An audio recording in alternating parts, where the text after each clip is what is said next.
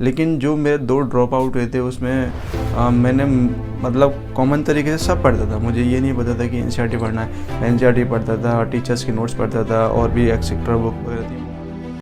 Hello everyone, my self Tapesh. तो कैसे हैं आप सब? मैं नीट क्वालिफाई हूँ। मेरी एमबीबीएस कंप्लीट हो चुकी है और मैंने 2014 में मेरा नीट का एग्ज़ाम क्वालिफाई किया था। और मुझे नीट क्वालिफाई करने में यानी कि 2 ड्रॉप लगे थे, यानी कि 2 साल मैंने प्रिपरेशन किया था, कोटा में जाके प्रिपरेशन किया था।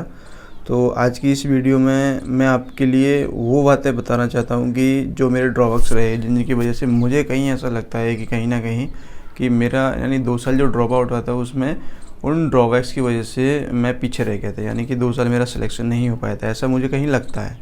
तो वीडियो को स्किप ना करें और पूरा देखें वीडियो को, शायद आपको भी कुछ हेल्प मिल सके आपकी प्रिपरेशन करने में।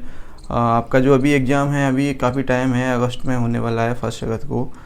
तो अभी बहुत सारा टाइम है, तो आप जो आने की इतने टाइम में आप जैसा चाहे वैसी रैंक हासिल कर सकते हैं।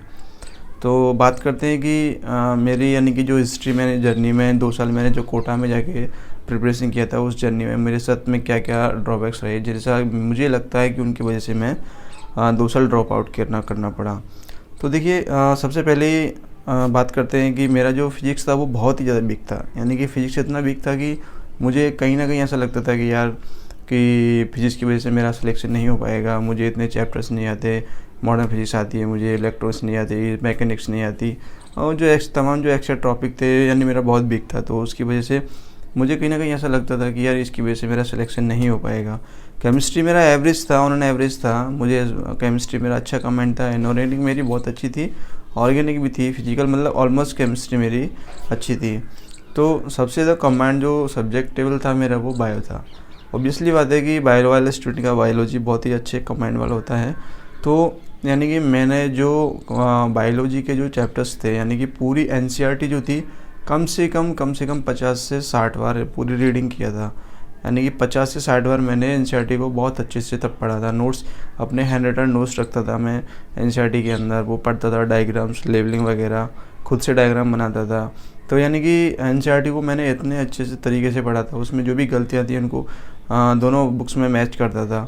तो मेरे यानी कि जो 90 में से 89 मेरे करेक्ट थे। जब मेरा सिलेक्शन होता वो टाइम पे मेरे यानी 90 क्वेश्चन आते थे नीट में बायो के, तो उसमें से मेरे 89 क्वेश्चन करेक्ट थे। इतना मेरा अच्छे से कमांड था। वो था रिवीजन, यानी एनसीईआरटी को मैंने इतनी बार पढ़ा था, बहुत ज़्यादा।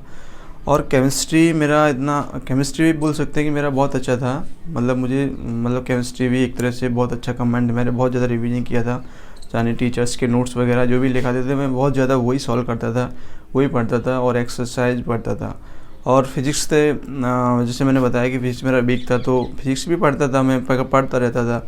और उसमें जितने भी मुझे जो अच्छे से आते थे मैं उनको ज़्यादा अच्छे से कंबाइन करता था। यानी मुझे जैसे इलेक्ट्रॉनिक्स है, मॉडर्न फिज़िक्स है और कैपेसिटर वाले चैप्टर इलेक्ट्रॉनिक्स है, कई सारे चैप्टर्स जो थे रोटेशनल डायनामिक्स वगैरह, इन सबको मैं अच्छे से पढ़ता था। ये मुझे अच्छे से, यानी कि फिज़िक्स में मुझे जो अच्छे से टॉपिक आते थे मैं उनको बार बार रिवाइज करता रहता था, उनकी एक्सरसाइज सॉल्व करता था, उनके क्वेश्चन लगाता था। और मोस्ट ऑफ जो इम्पॉर्टेंट है, यानी कि जो लास्ट प्रीवियस 10 ईयर्स के क्वेश्चन जो थे वो मैं सॉल्व करता था। उनसे क्या पैटर्न हमको समझ में आता है कि किस तरह से क्वेश्चन जो होते हैं वो आते हैं। वैसे हर साल कुछ ना कुछ पैटर्न चेंज होता है नीट के अंदर। तो मैं 10 ईयर्स के जो क्वेश्चन है उनसे आइडिया लगता था कि कैसा क्वेश्चन आ सकता है, कैसे नहीं आ सकते। तो यानी कि मैंने जो करता था उस वजह से मेरा ये सब मैंने किया था। लेकिन जो मेरे 2 ड्रॉप आउट हुए थे उसमें मैंने मतलब कॉमन तरीके से सब पढ़ता था। मुझे ये नहीं पता था कि एनसीईआरटी पढ़ना है। मैं एनसीईआरटी पढ़ता था, टीचर्स के नोट्स पढ़ता था और भी एक्सेट्रा बुक वगैरह थी वो पढ़ता था। गाइस, इतना सब कुछ नहीं पढ़ना है आपको, आपके टीचर्स के नोट्स पढ़ने हैं। बायोलॉजी की एनसीईआरटी को बहुत अच्छे से फोकस करना, जितनी बार आप पढ़ सको उतनी बार बायोलॉजी की एनसीईआरटी को अच्छे से पढ़ो विद डायग्राम। कुछ भी नहीं छूटना चाहिए, एक भी लाइन एनसीईआरटी की आप बिल्कुल स्किप नहीं कर सकते हैं। हर लाइन में से क्वेश्चन आ सकता है। और केमिस्ट्री का है, केमिस्ट्री के जितना हो सके आपके, जितना भी आप यानी कि प्रिपरेशन कर रहे हैं, टीचर्स के जो भी नोट्स हैं आपके लिए, सारे नोट्स को अच्छे से रिवाइज करो। और मोस्ट ऑफ ऑल जो होती है केमिस्ट्री के अंदर जो भी जितने भी एक्सेप्शन आते हैं उनको अच्छे से याद रखना है। यानी क्वेश्चन, यानी जो एग्ज़ाम में क्वेश्चन आते हैं वो एक्सेप्शन बहुत सारे पूछे जाते हैं और हम जनरली सीरियस यानी ऐसे ही पढ़ते हैं और एक्सेप्शन पे ध्यान नहीं देते। तो वो एक्सेप्शन वगैरह भी बहुत ज़्यादा यानी आपको ध्यान देने की ज़रूरत है।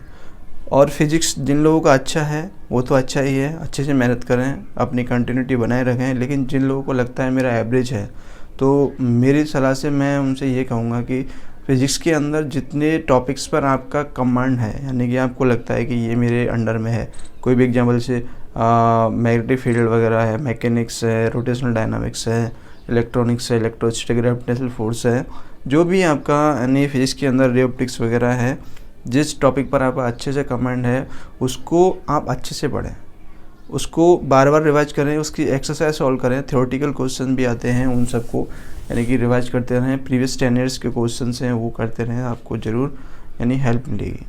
तो गाइज़ यानी सिलेक्शन लेना कोई मतलब बहुत हार्ड चीज़ नहीं है, बस आपकी स्मार्ट स्टडी फोकस होना चाहिए कि स्मार्ट स्टडी की तरीका क्या है। स्टडी सभी लोग कर रहे हैं, बहुत सारे लाखों स्टूडेंट हैं जो प्रिपरेशन करते हैं। तो जो लोग स्मार्ट स्टडी करते हैं कि इनको पता रहता है कि क्या पढ़ना चाहिए क्या नहीं पढ़ना चाहिए, तो उतना पढ़ें जितना आपको ज़रूरत है। फालतू की चीज़ें बिल्कुल ना पढ़ें। फालतू की जो एक्सेट्रा बुक्स वगैरह आती हैं यानी कि मार्केट में, उन सब से मतलब नहीं है आपको। यानी जो मैंने मेरे हिसाब से बताया आपको, ये एनसीईआरटी को अच्छे से पढ़ें। और हाँ, फिज़िक्स के अंदर और केमिस्ट्री के अंदर एनसीईआरटी में जो आपके चैप्टर वाइज क्वेश्चन दिए होते हैं बैक साइड में, उन सबको सॉल्व करें। मोस्ट ऑफ ऑल केमिस्ट्री के तो सारे ही सॉल्व कर रहे हैं, फिजिकल केमिस्ट्री वहीं से ही क्वेश्चंस आते हैं।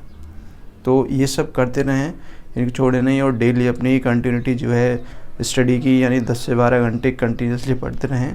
आपके पास अभी टाइम नहीं है, आप यानी टाइम को अभी स्किप नहीं कर सकते। 4 महीने हैं, जिन लोगों का भी नहीं हुआ है यानी आराम से पूरा सिलेबस हो सकता है। बस थोड़ा कंटिन्यूटी बनाए रखें। सबसे ज़्यादा पहले आप बायो को अच्छे से ध्यान से पढ़ें, फिर केमिस्ट्री, फिर फिज़िक्स। यही जो पैटर्न है आपको एग्ज़ाम में भी फॉलो करना है। तो गाइज अगर वीडियो पसंद है तो आप ज़रूर शेयर करें, और अगर आपका क्वेश्चन कोई भी आपको डाउट है, यानी कुछ भी डाउट है सिलेबस यानी नीट से रिलेटेड, तो आप कमेंट कर सकते हैं। Thank you. ओके।